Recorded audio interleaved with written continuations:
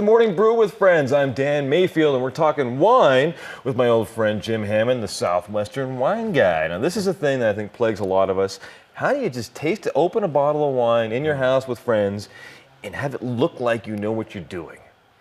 Well, knowing how to open the wine first would be a good start. If you really fumble that a lot, I would open it somewhere else so that the bottle is already opened by the time you bring it to the table, which is what we did here.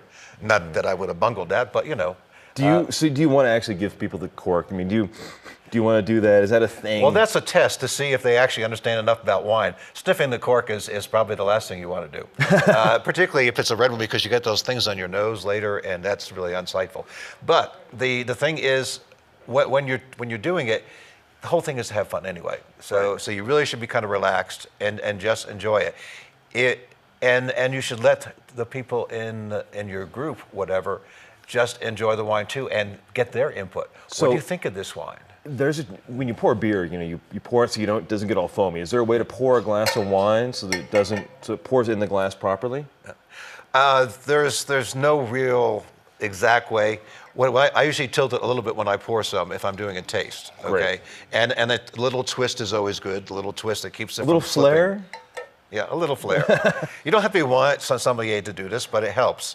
And also, knowing the right amount to pour is also good. All right. A lot of people, you got a big glass, you don't want to ever fill it. Just want to put about that much wine in typically, maybe a little bit less. But the point is, and particularly if you're tasting it, this is a decent taste, okay? This is probably a little bit over an ounce.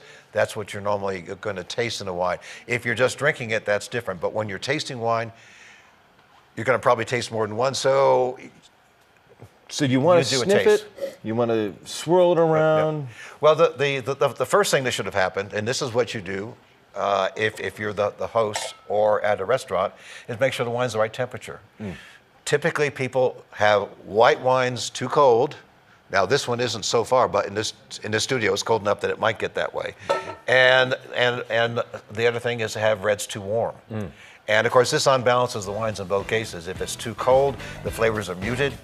If it's too warm. Well, we could talk about the temperature of the wine all day. We want to make sure people know that you have a website where you can learn all about wine. It's southwesternwineguy.com. You can watch videos. And they also can do it from the book. You can pick up copies of the book. There's a bunch of great stuff you can learn. We're going to see what this Mark West tastes like. Cheers. Cheers.